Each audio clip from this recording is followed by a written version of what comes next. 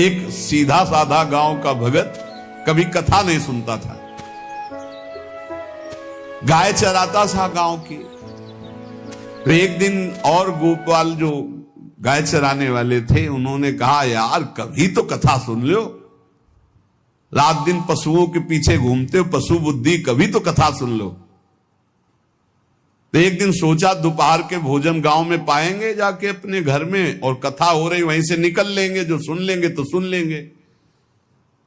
खड़े खड़े वहां चर्चा चल रही थी, जिसने मनुष्य जन्म लेकर के गुरु मंत्र नहीं लिया और नाम जब भगवान का नहीं किया, उसका जीवन मुर्दा, व्यर्थ जीवन। चला गया सुन के, और बार बार वही दिमाग में कि पंडित जी कह रहे थे गुरु मंत्र नहीं लिया और नाम जप नहीं किया तो मुर्दा जीवन। जिन हरि भगत हृदय नहीं आनी, जीवित सौ समानते प्राणी। दूसरे दिन फिर गया, कहा पंडित जी आपने कल कथा में कहा था गुरु मंत्र ले लेना चाहिए, नहीं तो जीवन मुर्दा हो जाता है, बेकार जीवन रहता है। तो देव गुरु मंत्र आप, और तो हम किसी को जानते नहीं। देखा फटा पुराना कपड़ा, डंडा लिए एक चरवाहा। उनका ऐसे थोड़ी कि तुरंत गुरु मंत्र दे दिया जाता है, आखिरी दिन कथा के मिलना फिर दे देंगे, टाल दिया।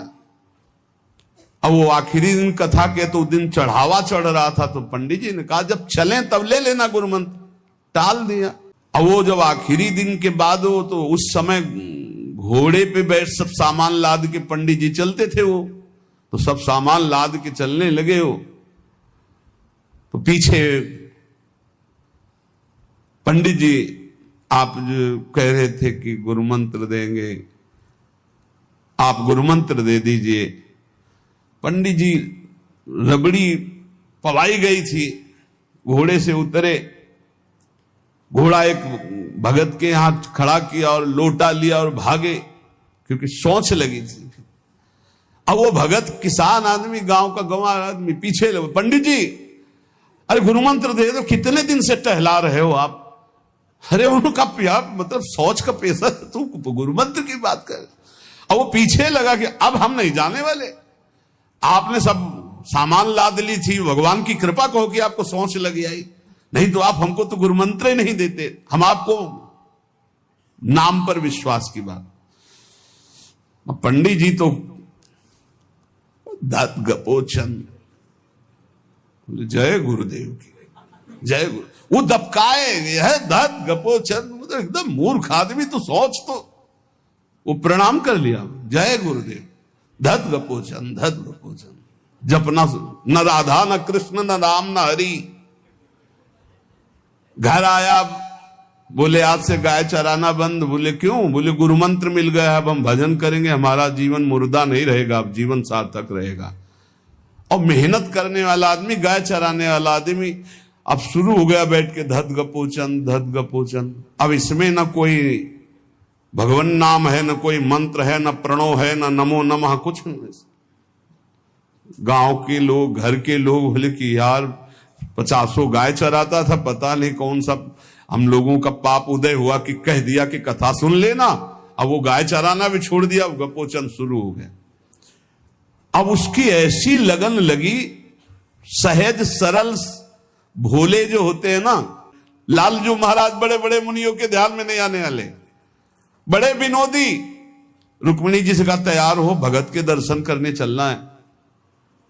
रुक्मिणी जी ने कहा बहुत दिनों बाद आज आपको किसी भक्ति की याद आई, प्रभु जरूर कोई महाभागवत होगा, हम चलते हैं। बोले बहुत विचित्र महाभागवत। चले, साधारण वेश में चलना है। जब गांव में गए, उस भगवान तो सर्वज्ञ ही है, उसके घर के दरवाजे में बैठ गए और रुक्मिणी जी से कहा कि पहले तुम मिल के आओ भगत के, फिर हम मिलेंगे। रुक्मिणी जी ने कहा हाँ ये उत्तम बात है, पहले हम उनको दर्शन दे के और दर्शन करके आती है। तो आंख मूंदे ऐसे, न खाना न पीना, धत गपोचन। रुक्मिणी जी ने कहा ये कौन सा नाम भगवान का, न विष्णु शास्त्र नाम में है, न गोपाल शास्त्र नाम में है, और कहीं हमने पढ़ा नहीं, ये कौन सा भजन कर रहा है। कहे किसका भजन कर रहे हो? चुप रहा। फिर किसका भजन कर? 2-3 बार तो गुस्सा के आंख खोला, देखा कोई स्त्री, तो बोले तुम्हारे खसम का भजन कर रहे हैं। और किसका कर रहे हैं? वो रुक्मिणी जी आ गई, बोले बहुत जानकार भगत है। प्रभु द्वारिकाधीश से कहा बहुत जानकार भगत है। बोले क्यों? बोले हमने कहा कि किसका भजन कर रहे हो, देखो हम इतना छुप के गई थी लेकिन वो पहचान गए, वो कह रहे तुम्हारे खसम का भजन कर रहे थे। अब भगवान ने कहा हाँ तभी तो हम आए भगत जोड़ कर। बोले प्रभु आप दर्शन बाद में करना, जाके पहले हमारा प्रश्न बता दो, प्रश्न का उत्तर दे दो कि आपके विष्णु सहस्त्र नाम, गोपाल सहस्त्र नाम, बहुत से नाम हैं, ये नाम तो हमने कभी नहीं सुना। भगवान ने कहा ये नाम हमको तो बहुत प्यारा है। बोले आपको कब, मतलब ये कब कैसे नाम रखा गया? बोले बहुत प्यारा है, हमारा ब्रज का रखा हुआ नाम है, ब्रज में मैया ने रखा था। कैसे रखा था? बोले एक दिन मैं माखन चोरी कर रहा था, सखा के कांधे पर खड़ा हुआ, ऊपर माट में हाथ डालकर मक्खन पूरा ऐसे खाता जाता, सखा को पवाता जाता। इतने में मैया और गोपी जन आ गई। एक कन्हैया ये क्या कर रहा है? अब हमने देखा कि फंस गए।